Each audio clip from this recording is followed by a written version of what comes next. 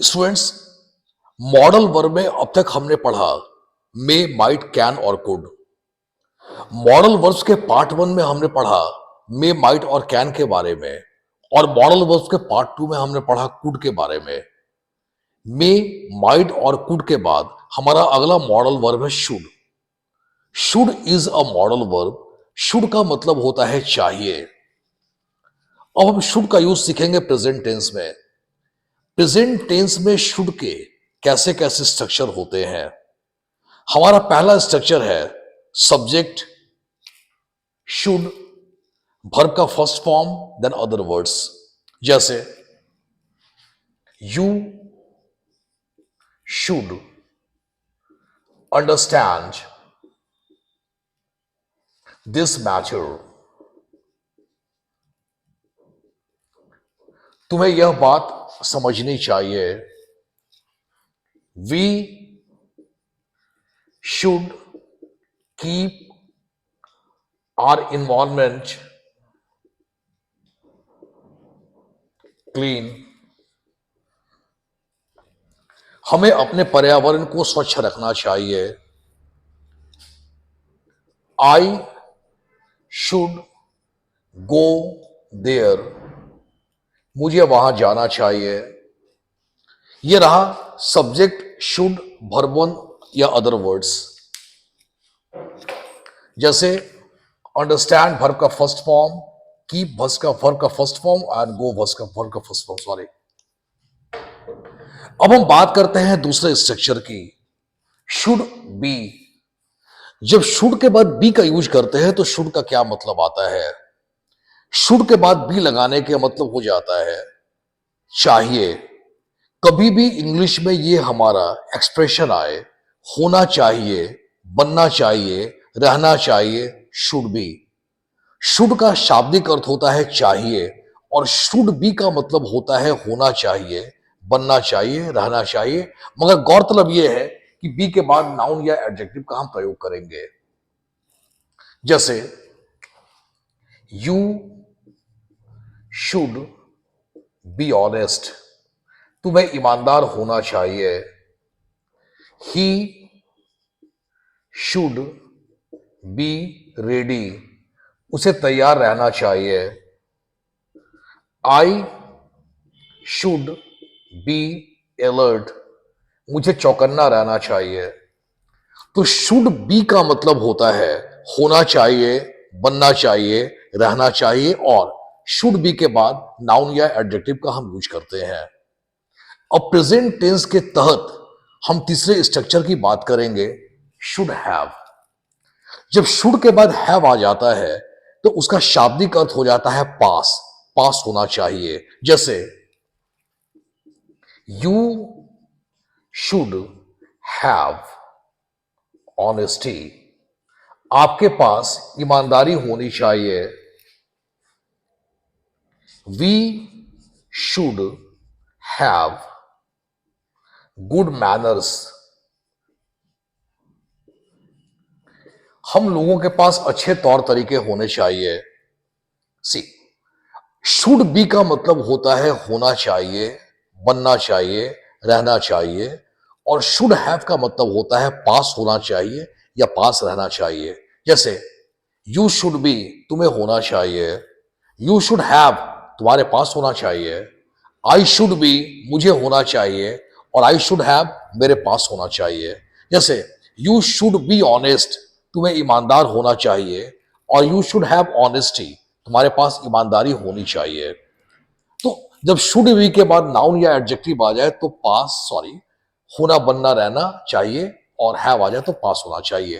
तो ये तीन स्ट्रक्चर हमने पढ़े शुड के, जिसका यूज हम प्रेजेंट टेंस में करते हैं। अब हम बात करते हैं कि शुड का यूज हम पास्ट टेंस में कैसे करते हैं। आमतौर पर किसी भी मॉडल वर्ब में जब हैव के बाद वर्ब का थर्ड फॉर्म लगा देते हैं तो पास्ट टेंस हो जाता है।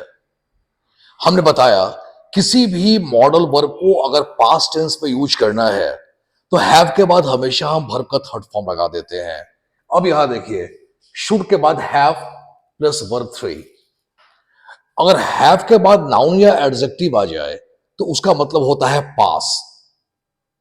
लेकिन जब हैव के बाद वर्ब का थर्ड फॉर्म आ जाए तो वो पास्ट टेंस हो जाता है। तुम्हें जाना चाहिए, यू शुड गो। तुम्हें जाना चाहिए था, past, you should have gone, you should have gone. Rahul को खेलना चाहिए, राहुल शुड प्ले। राहुल को खेलना चाहिए था, राहुल शुड हैव प्लेड। तुम्हें कोशिश करनी चाहिए, यू शुड ट्राई। तुम्हें कोशिश करनी चाहिए थी, यू शुड हैव ट्राइड। मुझे एक आवेदन पत्र लिखना चाहिए, I should write an application. और मुझे एक आवेदन पत्र लिखना चाहिए था, I should have written an application. Have plus B three. स्पष्ट हो गया कि अगर हैव के बाद नाउन या एडजेक्टिव आ जाए तो उसका मतलब होता है पास, और हैव के बाद वर्ब का थर्ड फॉर्म आ जाए तो उसको हम पास्ट टेंस में यूज करते हैं मॉडल वर्ब के रूप में। अब बात करते हैं, यहां पर देखा जाए, यहां पर क्या है, हैव के बाद बीन आ गया। वैसे बी का थर्ड फॉर्म होता है been. Be is a verb जिसका भीतरी होता है बीन, लेकिन इसका शाब्दिक अर्थ क्या हो जाएगा? जैसा कि हमने बताया, होना चाहिए, बनना चाहिए, रहना चाहिए, शुड बी। और होना चाहिए था, रहना चाहिए था, बनना चाहिए था, शुड हैव बीन। जैसे ही should have been a writer. उसे एक लेखक होना चाहिए था। You should have been ready. तुम्हें तैयार रहना चाहिए था। She should not have been absent. उसे अनुपस्थित नहीं रहना चाहिए था। होना चाहिए, बनना चाहिए, रहना चाहिए, शुड बी। होना चाहिए था, बनना चाहिए था, रहना चाहिए था, शुड हैव बीन। अब बात करते हैं स्ट्रक्चर नंबर 3 की, जो हमारा है पास्ट टेंस में।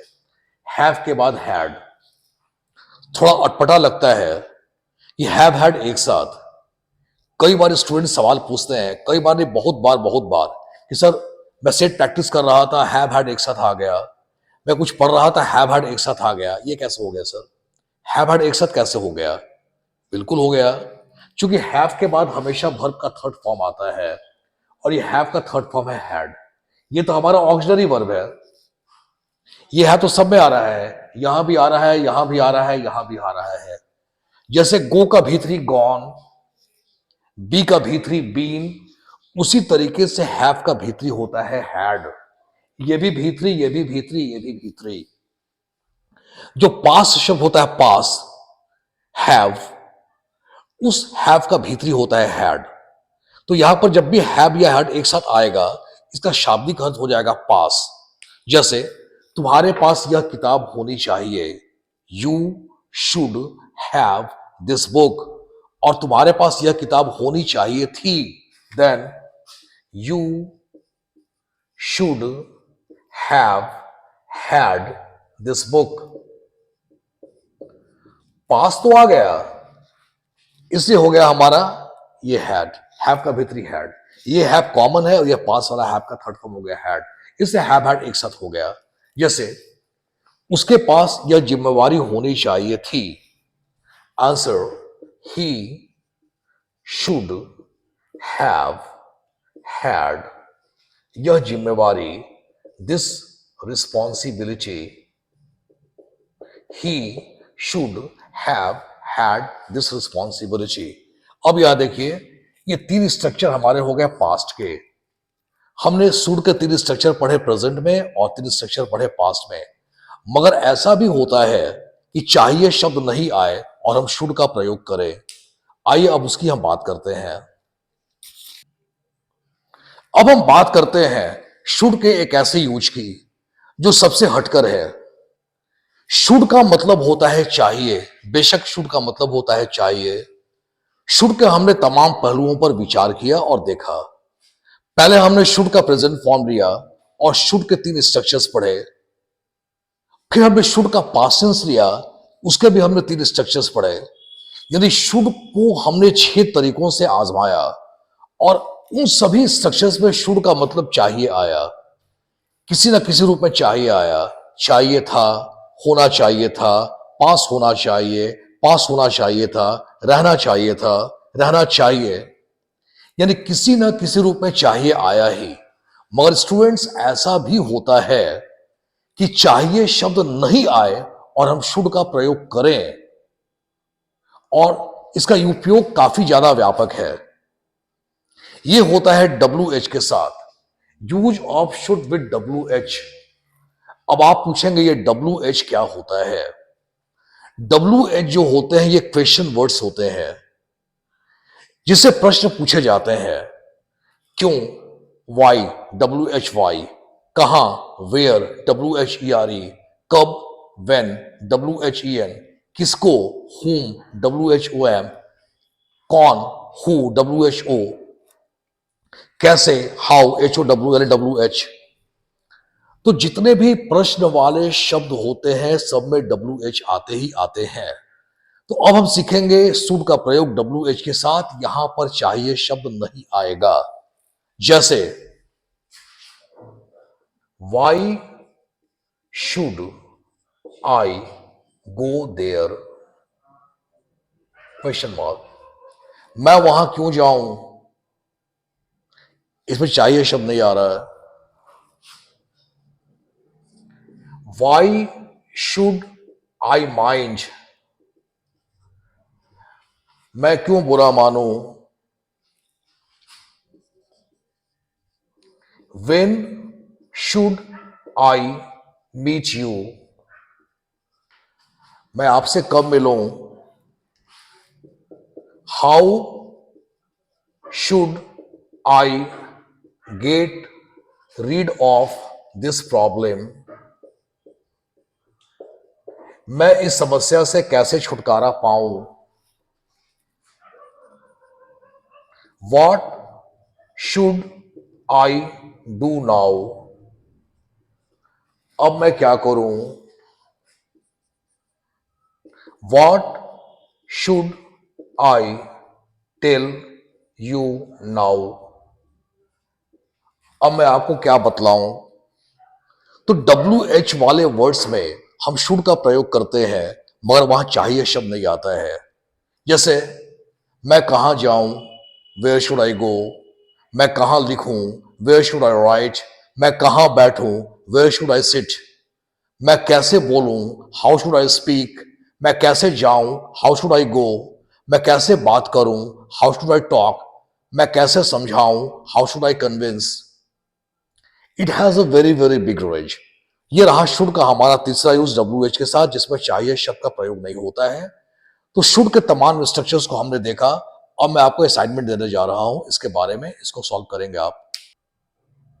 स्टूडेंट्स, आपके लिए असाइनमेंट दी जा रही है। यहां पर हमने अब तक पढ़ाया मे, माइट, कैन, कुड, और आज हमने शुड पढ़ा। आपने बनाना है assignment, fill in the blanks with modal verbs. आपका ऑप्शंस है may, might, can, could, should. इन्हीं 5 ऑप्शंस में से आपको फिल करना है। हमारा पहला क्वेश्चन है, you dash take care of your health. 2, he dash solve any question. He dash solve any question. Dash God grant you success. Dash I have your advice please. Number 5, why I tolerate injustice. Number 6, one dash be honest in one's work. Number 7, it dash rain yesterday. And number 8, what dash I speak now. I hope that you must complete that. Thank you very much for watching me. Have a nice time. Thank you.